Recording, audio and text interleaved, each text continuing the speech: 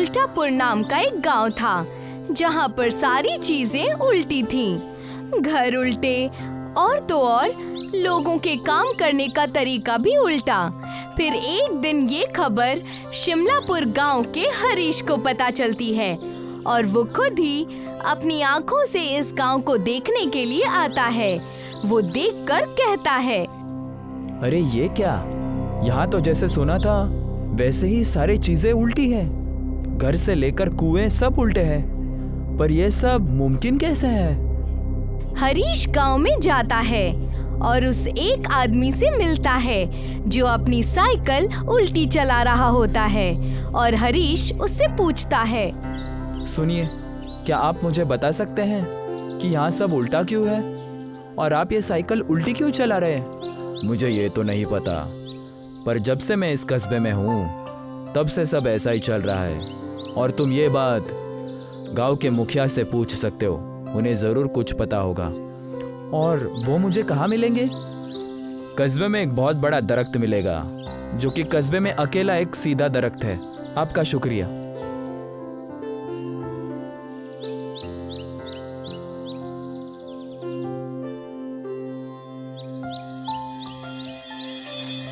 वहां से हरीश उस दरख्त के पास पहुंच जाता है जहां पर गांव के मुखिया खड़े रहते हैं। हरीश उनके पास जाकर उनसे पूछता है, क्या आप मुझे बता सकते हैं कि यहाँ घर, कुएं, दरख्त सब उल्टे क्यों हैं और सिर्फ ये अकेला दरख्त सीधा क्यों है? बेटा, तुम कहाँ से आए हो और तुम ये क्यों जानना चाहते हो? मैं शिमलापुर कस्बे का हूँ। मैंने सुना था कि यहाँ सारी चीजें उल्टी हैं, तो मैं देखने के लिए खुद चला आया। तो अब जाके मैंने सारी चीजों को अपने आंखों से देख लिया है, तो मैं जानना चाहता हूँ तो यहाँ सारी चीजें ऐसी क्यों हैं? फिर मैं कस्बे जाकर सारी बातें लिखकर उसे कस्बे में बांट दूंगा।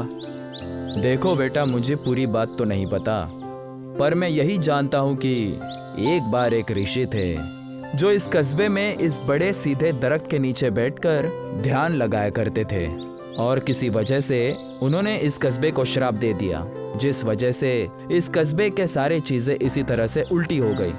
पर उन्होंने श्राप क्यों दिया और उस श्राप को कैसे हटा सकते हैं? बेटा, ये तो मुझे भी नहीं पता, पर अगर तुम्हें इसे जानना है तो तुम कस्बे के पुस्तकालय में जाकर खोजबीन कर सकते हो। शायद तुम्हें वहाँ कुछ मिल जाए। आपका बहुत बहुत शुक्रिया। वहां से हरीश गांव के कुतुबखाने में जाता है।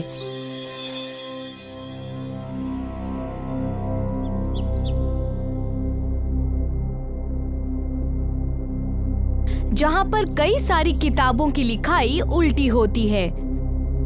यहाँ के किताबों में तो लिखावट भी उल्टी है, इसे तो पढ़ना भी बहुत मुश्किल है। हरीश किताबों को पढ़ने की कोशिश करता है। वैसे ही उसकी नजर एक किताब पर पड़ती है जो कि बाकी किताबों से थोड़ी अलग थी। हरीश उस किताब को उठाकर जैसे ही खोलता है तो वो देखता है, अरे इस किताब में तो सारी चीजें सीधी लिखी हुई है। देखता हूँ शायद इसमें कुछ लिखा हो जिसमें ये पता चल जाए कि इस कस्बे की हालत आखिर ऐसे हुई कैसे। हरीश उस किताब को पढ़ने लगता है।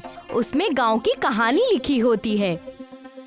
कई सालों पहले एक संत इस गांव में आता है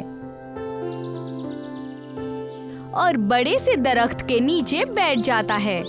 उस वक्त गांव का नाम सीधापुर हुआ करता था और संत जी गांव वालों को सही बातें सिखाया करते थे। एक दिन संत जी गांव वालों को इकट्ठा करते हैं और उन्हें सूचना देते हैं, कस्बे वालों, मैंने आप सभी को यहाँ इसीलिए इकट्ठा किया है ताकि आप सभी को कस्बे में हो रहे शिकार के बारे में बता सकूं। आप लोग जो मासूम जानवरों का शिकार कर रहे हैं उसे अभी छोड़ दीजिए, वरना उसका अंजाम पूरे कस्बे वालों को भुगतना पड़ेगा। ये बात सुनकर कुछ लोग आपस में कहते हैं, इस संत को यहाँ आए हुए कुछ ही महीने हुए हैं और ये हम पर अपना राज चलाना चाहता है। तुम ठीक कह रहे हो, हम तो अपने शिकार का काम जारी रखेंगे। चलो अपने शिकार के जाल को कस्बे के जंगल में डाल कर आते हैं। गांव वाले संत की बातों को अनसुना कर देते हैं और फिर से शिकार के कई सारे जालों को जंगल में बिछा देते हैं। फिर एक दिन संत जंगल से गुजर रहे होते हैं। ये कस्बे वाले शिकार हद से ज्यादा करने लगे हैं और ये सब कुछ अपने शौक के लिए कर रहे हैं। बिना वजह मासूम जानवरों को मारना बहुत बुरा है। जैसे ही वो ये शब्द कहते हैं, वैसे ही एक रस्सी उनके पैर में पड़ती है और खींचकर संत जी को दरख्त से उल्टा लटका देती है। लगता है बड़ा शिकार हाथ लग गया है। हाँ, चलो देखते हैं। जैसे ही वो लोग वहाँ संत जी को उल्टा लटके देखते हैं, वो डर जाते हैं और जल्दी से उन्हें नीचे उतारते हैं। फिर माफी मांगने लगते हैं, मगर संत जी बिना कुछ सुने उस दरख्त के नीचे आ जाते हैं और ध्यान में लग जाते हैं और जल्द ही सारे गांव में ये बात मालूम पड़ जाती है। सारे गांव वाले संत जी से मिलने आते हैं। हमें माफ कर दीजिए जो हमने किया उसके लिए। संत जी ध्यान से अपनी आंखें खोलते हैं। उनकी आंखें गुस्से से लाल हो चुकी होती हैं और फिर वो गांव वालों से कहते हैं, मैंने तुम्हें पहले ही कहा था, पर जो आज मेरे साथ हुआ मैं उसे भूल नहीं सकता। जिस तरह से मैं उल्टा लटका और मुझे सारी चीजें उल्टी नजर आई, उसी तरह ये मेरा इस कस्बे को श्राप है कि ये पूरा कस्बा भी उल्टा हो जाएगा और इस कस्बे का नाम आज से ही सीधापुर से उल्टापुर होगा। गांव वाले ये सुनकर उनसे माफी मांगने लगते हैं और वादा करते हैं कि वो कभी भी आगे से शिकार नहीं करेंगे। ये देखकर संत जी को उन पर तरस आ जाता है और वो उन्हें बताते हैं, एक दिन आएगा जब एक नेक इंसान जब तुम्हारी परिस्थितियों पर तरस खाएगा और तुम्हारी मदद करने की कोशिश करेगा। बस उसे मेरे जैसे 100 संतों को अपने हाथों से बनाकर खाना खिलाना होगा, लेकिन खाने की सामग्री कस्बे के हर घर से आनी चाहिए। तब से लेकर आज तक सारी चीजें उल्टी हैं, बस उस एक दरख्त को छोड़कर जहाँ पर संत जी बैठे होते थे। ये किताब जो संत जी ने खुद ही लिखी थी, इस किताब को पढ़कर हरीश मुखिया के पास जाकर उन्हें सारी बातें बताता है और कहता है, अगर हमें ये श्राप तोड़ना है तो हमें सारे कस्बे के घरों से खाने का सामान मंगाना होगा। ये तुम ठीक कह रहे हो।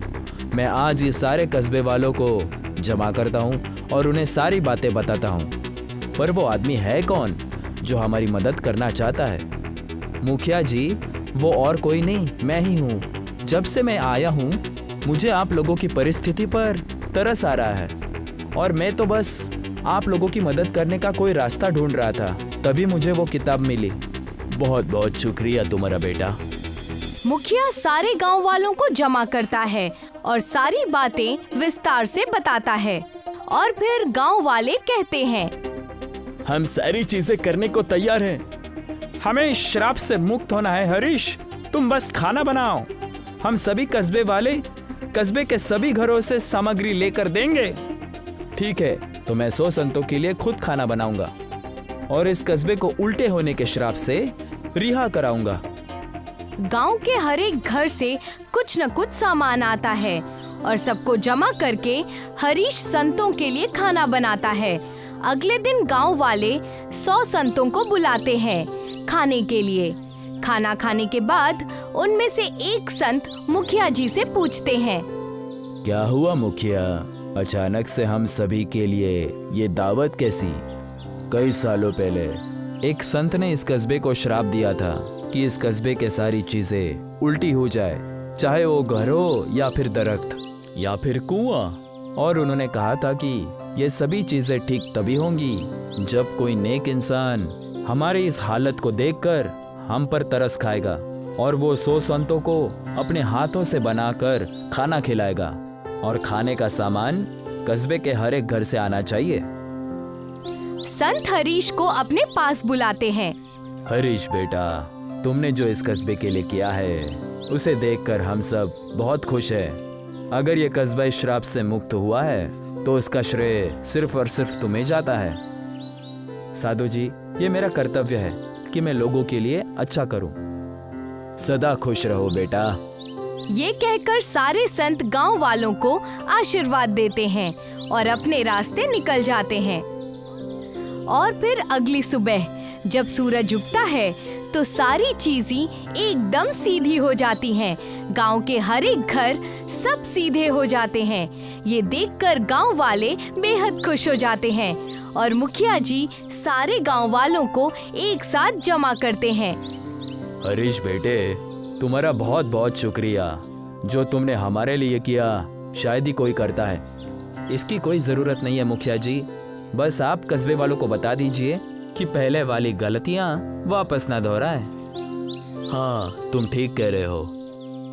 तभी मुखिया जी सारे गांव के लोगों से कहते हैं, इस कस्बे में आज के बाद कभी कोई जानवरों का शिकार नहीं करेगा और अगर कोई शिकार करते हुए पकड़ा गया तो उसे कस्बे से निकाल दिया जाएगा।